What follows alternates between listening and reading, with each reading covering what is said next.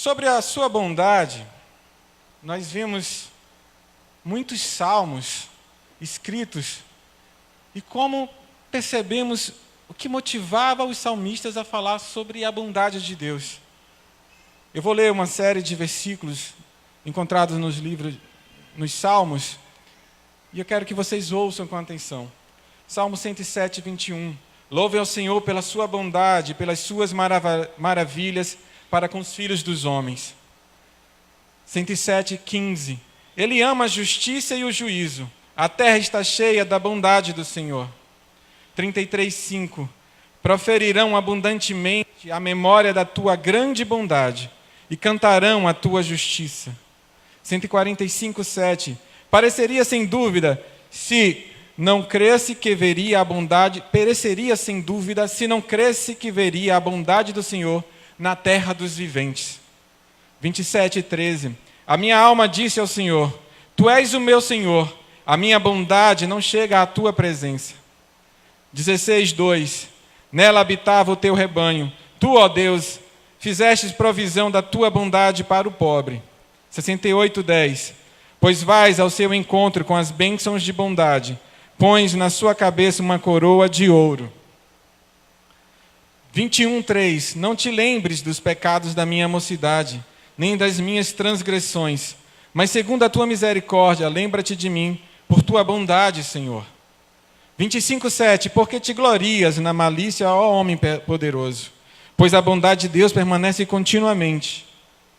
52, 1. Certamente que a bondade e a misericórdia do Senhor me seguirão todos os dias da minha vida, e habitarei na casa do Senhor por longos dias.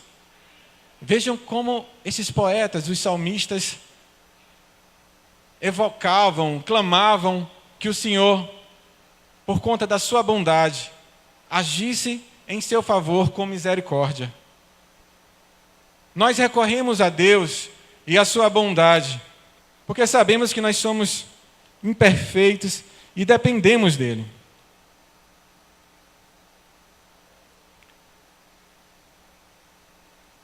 Um tempo atrás eu fui ao médico fazer exames periódicos e ele me examinou, auscultou-me, viu os batimentos do meu coração e concluiu: você tem um coração bom. E eu saí dali contente com aquele diagnóstico que o médico trazia para mim, aquela afirmativa de que eu tinha um coração bom. Mas ele só queria dizer que meu coração estava bem, que eu não estava doente, não apresentava nenhum sintoma de algum mal que acometesse o meu coração. Não traduzia a afirmação do médico o que o conceito de bom tem para nos dizer. Porque quando se diz que uma pessoa ou que alguém é bom, a gente tenta exprimir tudo o que é possível ao seu respeito. Porque o termo bom inclui todas as qualidades boas, todas os nobres predicados de um caráter. Dizer que uma pessoa é boa é dizer tudo numa só palavra. Beto é bom. É tecer-lhe o mais belo dos elogios. Só que os melhores homens são, não raro, bons em certas relações, né? Beto é um bom pai, é um bom ciclista, um bom guitarrista, um bom amigo, é um bom cidadão. Mas quando aplicamos o termo bom com referência a Deus, dizer que Ele é bom é dizer tudo o que há de sublime a respeito do seu caráter. É resumir todas as suas qualidades, todos os seus predicados, numa só palavra. Deus é bom porque possui todas as qualidades boas, e nele está, estas boas qualidades atingem o mais alto grau de perfeição. Deus é perfeitamente bom. Ele é santo, né? E a santidade é a perfeita vontade de Deus. Dizer que Deus é bom e dizer que Deus é santo resume-se na mesma afirmativa. Nós pensamos muito a santidade de Deus como a sua pureza, né? Como a sua justiça. Mas, olhando para o modo de Deus agir, o que motiva, o que impulsiona Deus, santo e bom estão juntos numa só coisa. A santidade é essa perfeita bondade que move, que faz Deus agir. Ele é santo, Deus não pode ser melhor do que é, porque Ele já é perfeito. Nem é possível imaginar-se outra bondade mais sublime que a sua. É Ele, a pessoa ideal, o excelso padrão de toda a excelência moral. Deus é bom como ninguém é. Deus é bom para todos, até mesmo para os seus inimigos. Quem são os inimigos de Deus?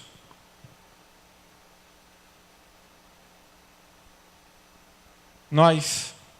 E Ele nos amou quando nós éramos ainda pecadores, seus inimigos. Vocês podem ler em Romanos 5, versículo de 6 a 10. Romanos 5, de 6 a 10.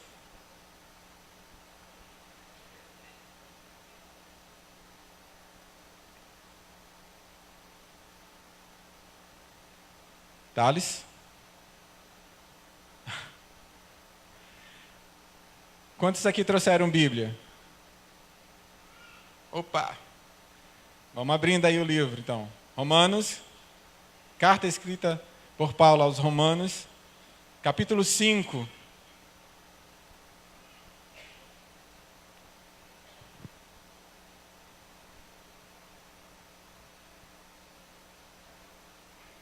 Amém? Acharam? Acho que já está aqui em cima. Meu Deus. Porque Cristo, estando nós ainda fracos, morreu a seu tempo pelos ímpios. Porque apenas alguém morrerá por um justo, pois poderá ser que pelo bom alguém ouse morrer. Mas Deus, prova o seu amor para conosco, em que Cristo morreu por nós, sendo nós ainda pecadores. Logo, muito mais agora, tendo sido justificados pelo seu sangue, seremos por ele salvos da ira. Porque se nós, sendo inimigos, fomos reconciliados com Deus pela morte de seu Filho, muito mais tendo sido já reconciliados, seremos salvos pela sua vida. Veja que Deus prova a sua bondade para conosco, sendo nós ainda seus inimigos, porque estávamos como mortos em nossos pecados e delitos. E a bondade do Senhor é para com todos. Imagine o mais perverso dos humanos, o mais corrupto deles. E olha que a história da nossa humanidade está cheia de exemplos assim. Só no século XX nós passamos por 2 grandes guerras. E mesmo depois dessas 2 grandes guerras, em que muitos morreram, em que os judeus foram quase que exterminados da Europa, nós, na nossa história recente do século XX, temos outros exemplos de etnias inteiras, de povos inteiros que, por serem em menor número em uma determinada região do planeta, foram massacrados, quase que dizimados. Nós temos exemplos de pessoas, de líderes de Estado que ousaram usar armas químicas no Oriente e em outras partes do país. Nós vimos bem recente, nesse século, muitos atentados terroristas, em que por uma causa política, ideológica, extermina-se inocentes, crianças, velhos, pessoas que não têm nada a ver diretamente com o problema pela causa que aquele grupo terrorista reivindica. Nós temos muitos exemplos de perversidade, de maldade. Mas o texto diz que Deus é bom para com todos. É difícil de entender e aceitar que essa bondade se estenda ao mais perverso dos homens, à mais perversa das mulheres. Mas é assim que Deus é. Ele é bom e a sua bondade perfeita o move em santidade a agir com justiça e desprender o seu amor e a sua misericórdia para com todos. Eu sei que às vezes o nosso desejo é que o mal, que a pessoa má pereça, né? Nós desejamos que aqueles que nos perseguem sejam castigados e sofram os efeitos da sua maldade. Mas a palavra diz que a bondade de Deus é para com todos. Diz que, por amor ao mundo, Deus entregou o seu Filho. Jesus disse que veio para os doentes, que os sãos não precisavam dele.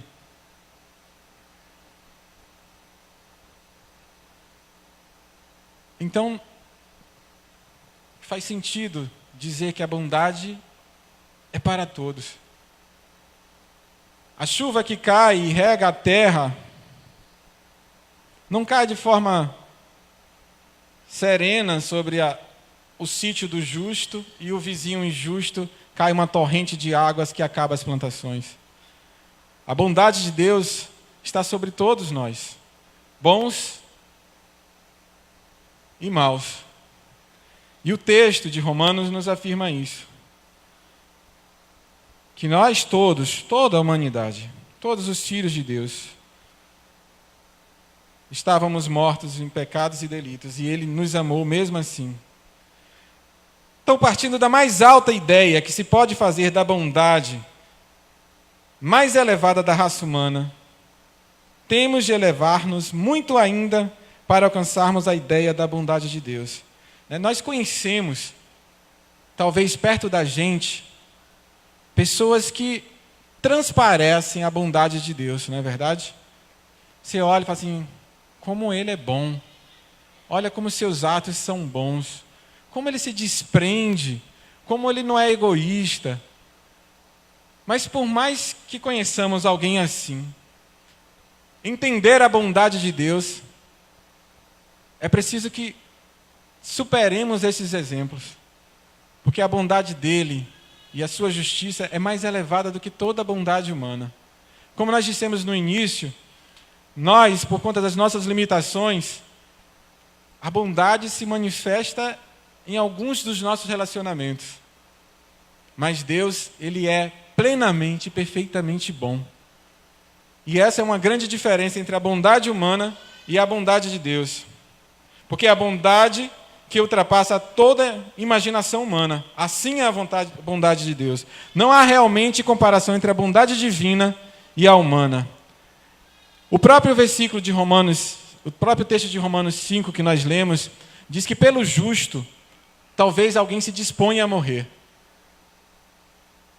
Mas pelo injusto, pelo pecador, só Jesus nos demonstra tamanha bondade em fazer. Certa vez, um jovem se dirigiu a Jesus. Esse diálogo se encontra em Lucas, capítulo 18, versículos 18 e 19. Vocês conhecem essa história? Do jovem rico que interpela Jesus e pergunta o que ele poderia fazer para herdar a vida eterna. Diz assim um texto: Bom mestre, que farei para herdar a vida eterna? E Jesus respondeu dizendo: Por que me chamas bom? Ninguém é bom senão um, que é Deus. O termo bom, quando empregado com referência a Deus, não esclarece tudo, porque esta palavra já perdeu a força do seu significado. Porque ela é muito usada e usada indistintamente para tudo que a gente considera bom. A gente diz que o carro é bom, a gente diz que o dia está bom, a gente diz que a pessoa é boa. Então a gente adjetiva muitas coisas com o termo bom. Quando a gente fala que Deus é bom, a gente perde a riqueza dessa afirmação. Deus não é bom como um homem é bom, nós já dissemos isso. A bondade dele é outra, muito diferente. Bom como um Deus não há ninguém. Segundo a ideia de Jesus, em seu diálogo com aquele jovem, dizer que Deus é bom faz referência a uma excelência moral. Fala da virtude de Deus, da essência de Deus, do agir de Deus. E que essa excelência moral é elevada, elevadíssima, muito além de tudo quanto um coração bom aprova. Não há entre os homens uma pessoa tão boa quanto deveria ser. Mas assim não é com Deus, a quem atribuímos tudo o que é bom, todas as qualidades morais que podem enfeitar, adornar um espírito. Deus as possui. Né? Toda virtude, todo bom dom perfeito está em Deus. Tudo o que há que pode nos levar a afirmar que Ele é bom está nele. A sua bondade não se mistura com o mal. Não se mistura com o mal, nem é susceptível de alguma falha. Né? Nós que somos pais, procuramos ser bons. Reconhecemos a nossa responsabilidade, tudo que implica ser pai, ser mãe. Mas nós falhamos. Ainda mais quando se tem mais que um filho, que a gente tem que ser árbitro, juiz das confusões que eles arrumam entre si. E nem sempre nós somos justos. Nem sempre nós acertamos. Mas tentamos fazer o melhor, na maior parte das vezes. Mas em Deus não há falha. Ele é sempre bom. Nós nos esforçamos para trilhar esse caminho. E não podemos nos deixar vencer, viu? Lembrem da oração do Pai Nosso, não nos deixe. Livra-nos do mal. Livra-nos de sermos vencidos, derrotados pelo mal. Não deixe que nós sucumbamos ao mal. Então nós procuramos fazer o bem. Nós tentamos agir com bondade. Mas nós falhamos. Mas esse Deus a quem nós servimos, Ele não falha. Ele é sempre bom. Mesmo naquelas horas assim, fala assim, poxa, por que isso aconteceu? Por que esse mal me sobreveio? Deus vacilou? Né? O Robson disse aqui no final da última música que ele cantou, né, que Deus está trabalhando. Né? E a gente encontra texto bíblico que fala assim, Ele não dorme. Ele é sempre bom. Mesmo quando nós não entendemos. E nós não temos como entender plenamente essa bondade. A nossa mente parece ser cada vez mais sufocada por todas as aflições da vida, por todas as agonias, por todas as nossas ambições, que parece que nosso entendimento está se fechando para perceber a bondade do Senhor. Jesus, quando foi explicar aos seus discípulos o que significava a parábola que ele contou sobre o semeador, que a semente caiu em vários tipos de terreno, quando ele fala que parte da semente caiu num terreno cheio de espinhos, que quando a plantinha foi crescendo, ela acabou sendo sufocada pelos espinhos e morreu. Jesus explica aos seus discípulos que aqueles espinhos eram as angústias, as aflições deste mundo, as ambições que nos consomem. Então, tudo isso que nós vivemos no nosso dia a dia, olhar apenas para nós mesmos, para as nossas necessidades, para os nossos desejos, são como esses espinhos que vão nos sufocando e impedindo de ver a bondade de Deus. E a bondade dele, como já disse, está sobre todos os seus filhos. Então nós não percebemos a plenitude da bondade de Deus. E cada vez isso se torna mais difícil. para vermos o sol no seu resplendor, em toda a sua glória, precisamos abrir as janelas. Se ficarmos em casa com as janelas fechadas, se nos escurecermos a alma com esses espinhos que a vida nos traz, não perceberemos o lindo dia que está fazendo lá fora. Não perceberemos como a luz do sol faz com que as plantas cresçam. Faz com que a vida aconteça. Nós precisamos abrir as nossas vidas para que o sol entre, para que a bondade de Deus se torne cada vez mais clara à nossa volta. Nós estamos vivendo dias preocupados como o reino de Deus pode interferir em Eunápolis, como o reino de Deus pode mudar, melhorar a vida das pessoas que vivem em nossa cidade. Nós estamos sendo convidados a perceber a bondade de Deus sobre Eunápolis. Nós estamos sendo convidados a sermos mensageiros desta mensagem da bondade de Deus. Os nossos atos devem transmitir a bondade de Deus. Eu neles e tu em mim. Que eles sejam um, como eu e tu somos, para que o mundo creia que o Senhor me enviou. Jesus orou assim a Deus. O apóstolo João registrou essa oração.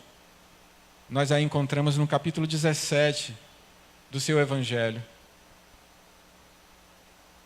Nós temos como missão manifestar ao mundo a bondade de Deus. A sua bondade não se mistura com o mal. Deus não é bom para alguns e mal para outros. Ele é o mesmo para todos e em tudo. Na sua essência, na sua natureza, no seu coração, nos seus desejos, nos seus planos, nos seus atos, nos seus sentimentos mais íntimos. Enfim, Deus é bom em tudo. Os seus sentimentos, os seus atos, os seus planos são mais elevados que os nossos. Como já disse, a sua bondade que o impulsiona a agir, que o faz ser coerente em seus atos, com o seu caráter, é mais elevada do que a nossa. E nós precisamos entender isso. Eu quero convidar vocês a lermos mais um texto. Isaías, capítulo 55, versículo 7 ao versículo 13. É um texto muito conhecido, que fala sobre essa excelência, como é elevado os planos de Deus. E começa o texto, esses versículos, com um convite. Diz assim: deixe o ímpio o seu caminho, e o homem maligno os seus pensamentos. E se converta ao Senhor, que se compadecerá dele. Torne o nosso Deus. Torne para o nosso Deus, porque grandioso é em perdoar. Aí o profeta fala o que Deus soprou em seus ouvidos, como se Deus falasse a nós diretamente. Porque os meus pensamentos não são os vossos pensamentos, nem os vossos caminhos os meus caminhos, diz o Senhor. Porque assim como os céus são mais altos do que a terra, assim são os meus caminhos mais altos do que os vossos caminhos, e os meus pensamentos mais altos do que os vossos pensamentos. Porque assim como desce a chuva e a neve dos céus, e para lá não torna, mas regam a terra, e a fazem produzir e brotar, e dar a semente ao semeador, e pão ao que come. Assim será a minha palavra, que sair da minha boca. Ela não voltará para mim vazia, antes fará o que me apraz, e prosperará naquilo para que a enviei. porque com alegria saireis e em paz sereis guiados. E os montes e os outeiros romperão em cântico diante de vós, e todas as árvores do campo baterão palmas. Em lugar de espinheiro crescerá a faia, e em lugar de sarça crescerá a murta, o que será para o Senhor por nome e por sinal eterno, que nunca se apagará. Esse texto, meus irmãos, fala de como nós e Deus estamos em planos diferentes, e como Ele quer que nós nos aproximemos dEle. Ele diz que os seus planos, que os seus caminhos são superiores, estão mais elevados que os nossos. Mas Ele não quer que fiquemos distantes dEle. Por isso que o texto começa dizendo: volte-se para Deus, deixe o homem ímpio o seu caminho. Não vês como o Senhor é bom? Que a bondade do Senhor abunde, transborde em nossas vidas. Estejamos juntos dele, próximo com ele, na sua vontade, na sua bondade.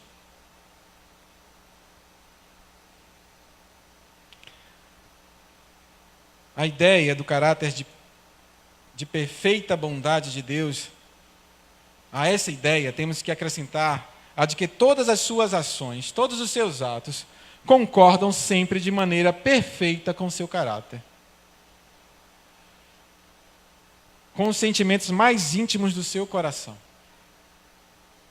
O que Deus faz nunca desmente o que Ele é. Não há contradição em Deus. Ele age como Ele é. Então, se Ele é bom, os seus atos sempre são bons. Se Ele é justo, seus atos são sempre justos. Mas são mais elevados e mais sublimes que os nossos. O homem não é assim. Nós somos contraditórios, não é verdade? Nem sempre os nossos atos, as nossas ações, afirmam o que nós somos. Lembra do que Paulo disse? O bem que eu quero, não consigo, mas o mal que desejo, acabo fazendo. Que nele habitava tanto o querer agradar a Deus, mas também havia uma força que o conduzia para longe de Deus. Então, os nossos atos são marcados por essas contradições. Eles não traduzem sempre o que nós somos. E isso nos leva a uma conclusão de que nós não podemos julgar o outro por uma única ação. Porque mesmo querendo o bem, ele pode falhar e fazer o mal. Né? Nós amamos os nossos filhos, amamos os nossos amigos. Nós não acordamos maquinando assim: eu vou magoar meu amigo Beto. Eu vou pisar no calo de Érica hoje.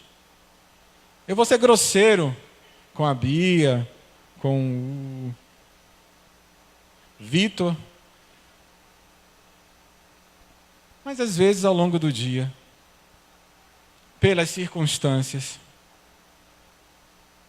mesmo sem ter acordado planejando isso, falo uma coisa grosseira para a Érica. Sou indiferente com o Vitor. Mas Deus não. Nele não há contradição entre seus atos e seu caráter, a sua natureza. Há atos na vida do homem que o desmentem quanto ao seu ser, quanto às qualidades da sua alma. Deus, porém, nunca faz qualquer coisa que não esteja em plena conformidade com seu caráter bondoso. Então é a bondade que guia os atos e as ações de Deus. Deus quer que nós, homens, aprendamos que Ele é santo no seu caráter mais íntimo e que seus atos são perfeitos. Deus quer que saibamos que a santidade é o padrão, a medida, o aferidor tanto para Ele próprio como para as suas criaturas. Sede santos, porque eu sou santo. Sede bondoso, sede bom, porque eu sou bom. Mas como nós somos carregados dessa contradição, mesmo perseguindo o caminho da bondade, mesmo andando com Deus, buscando a sua vontade para as nossas vidas todos os dias, não devemos nos render à arrogância de acharmos que já somos bons. É um caminho perseguido pelos servos de Deus. Paulo diz que devemos continuar caminhando até atingir a estatura do varão perfeito. Paulo diz que devemos todos os dias morrer. E Cristo deve viver cada dia mais em nós. Então, devo todos os dias, continuamente, buscar a semelhança do Cristo em minha vida. Buscar que as minhas ações, as minhas atitudes, o jeito de tratar com as pessoas, com a criação, seja o jeito do Cristo. Como eu olho para a menina, como eu olho para a senhora, como eu lido com os meus colegas de trabalho, como eu trato com a minha empregada doméstica, deve ser o jeito que Jesus tratava as pessoas. Deve se assemelhar a Ele. Devo ser honesto, devo ser humilde, devo ser gentil, como Cristo nos ensinou a ser. Sede bondosos, porque eu sou bondoso. Sede santos, porque eu sou santo. Continuem caminhando até atingir a estatura do varão perfeito. Assim pareçam cada vez mais com o seu mestre. Como um discípulo, se pareçam com o seu mestre. Que as suas palavras sejam confundidas com as palavras do seu mestre. Então busquem a bondade de Deus nos seus atos e que cada vez mais os nossos atos e o nosso caráter sejam menos contraditórios.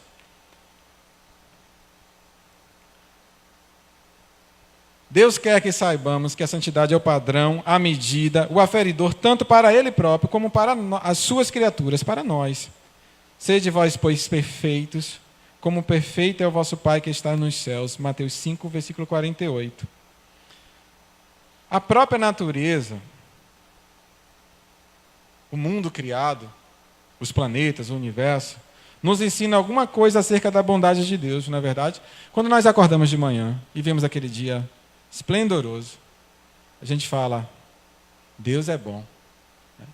O agricultor, quando vê a chuva cair, logo depois de ter semeado a sua lavoura,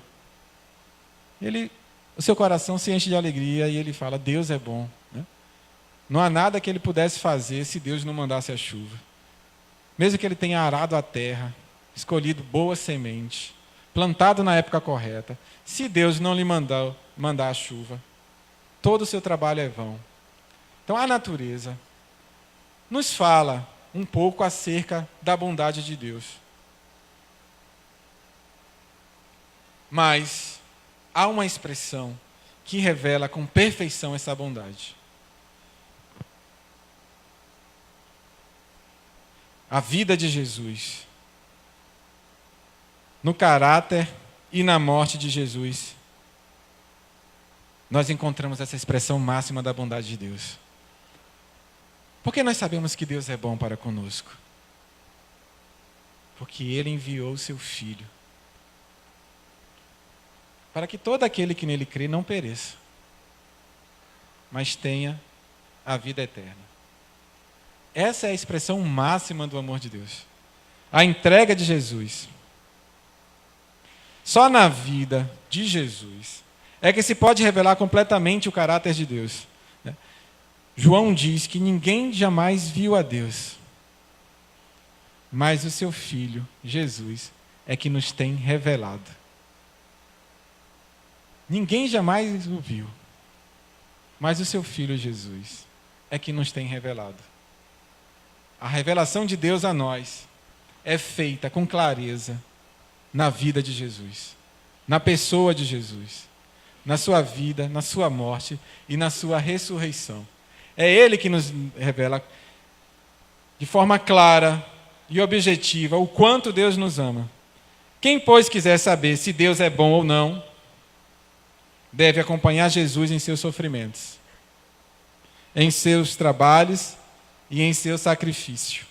Deve procurar compreender a razão da sua morte e a glória da sua ressurreição. Porque só em Jesus é que temos plenamente revelada a bondade de Deus. Mas Deus revela o seu amor para conosco, em que Cristo morreu por nós, sendo ainda todos nós pecadores.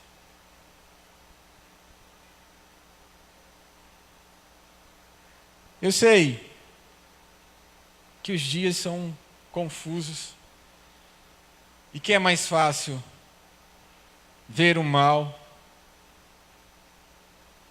de que a nossa sociedade, a nossa cidade, nós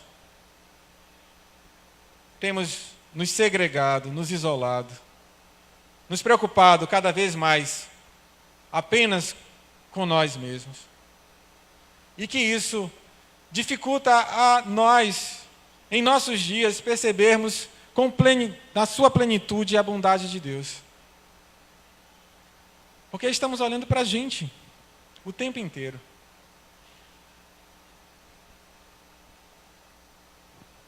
As nossas orações nos mostram isso. As nossas músicas, os nossos louvores acabam por revelar o que se passa dentro da gente. As músicas com que nós nos identificamos, elas são diagnósticas das preocupações que passam no nosso coração. Mas nós somos convidados todos os dias a nos voltarmos para Deus. Como disse um pouco antes, a abrirmos as janelas das nossas casas, sairmos dessa clausura que fazemos em nós mesmos, das nossas preocupações, das nossas aflições, e percebermos que a luz, que a bondade de Deus ilumina o mundo. Todo o mundo. E que assim como Ele é bom para com todos, nós devemos olhar para todos. Jesus nos ensinou a amarmos os nossos inimigos e orarmos pelos que nos perseguem. Ele nos desafiou que fôssemos, ou que demonstrássemos justiça maior do que os fariseus. Nos desafiou dizendo que amar ao nosso semelhante, amar aquele que nos faz o bem, até os perversos fazem isso. Até um homem mau tem laços de solidariedade. Até o mais perverso dos homens é capaz de amar alguém. Mas ele chama os seus filhos a amar aos seus inimigos e a orar pelos que vos perseguem. É um grande desafio. Mas é aceitando esse desafio é que nós seremos instrumentos em suas mãos para manifestar a todos que estão à sua volta, a toda a sua cidade, ao seu bairro, ao seu trabalho, que Deus é bom. Que Jesus Cristo foi enviado por Ele. São os nossos atos que demonstrarão isso. E só quando entendermos que são os nossos atos que é a coerência entre o nosso agir e o nosso caráter, que tornará essa mensagem clara aos que estão à nossa volta. É que nós, como igreja, cumpriremos o papel do reino de Deus em nossa cidade. Amém? Vamos orar. Porque Deus é bom e eterna é a sua misericórdia. Porque a sua bondade se estende sobre todos. Pai Santo, Deus eterno, criaste todas as coisas e agiste em todo o tempo pela tua bondade. A tua misericórdia, Senhor, nos tem alcançado. E nós reconhecemos que a tua bondade tem enchido e preenchido os nossos dias. Senhor Jesus, nós não compreendemos porque se movestes em nosso favor, porque chamastes o meu nome, porque chamastes-nos, mas nós ouvimos a tua voz. Nós somos gratos, Pai. Nós louvamos o teu nome pela tua bondade em nossas vidas. Por tua bondade se estender a todos. Por ela não ser guiada pela minha vontade, pelo meu desejo, mas o teu coração, Senhor, se inclina conforme o teu querer. Tu ages com misericórdia como tu queres agir. E nós reconhecemos que todos os teus atos são bons. Porque nós reconhecemos a tua santidade, a tua perfeição. O como tu és elevado e está acima de todos os nossos pensamentos. Porque tu és muito mais do que nós podemos imaginar. Mas no nosso caminho, na nossa caminhada, nós temos conhecido o Senhor através do teu Filho Jesus. Muito obrigado, Pai, por ter se sujeitado a tamanho sacrifício, por ter entregado a si mesmo por nós, pelo teu sangue que verteu daquela cruz e sobre nós tem nos lavado, nos purificado, limpado as nossas mentes, tem feito com que nossos olhos se voltem para o Senhor e ao mesmo tempo se abra para ver que ao nosso lado existem outros, muitos filhos teus, que precisam através da gente conhecer da tua bondade. Senhor Deus, que esta comunidade, que esta igreja seja um instrumento para manifestar a tua bondade e levar alegria, paz e esperança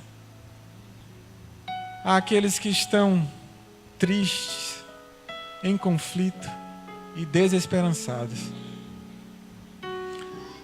Que o Senhor nos use, que o Senhor nos abençoe, que a tua bondade permaneça sobre nós. É o que nós te pedimos, em nome de Jesus.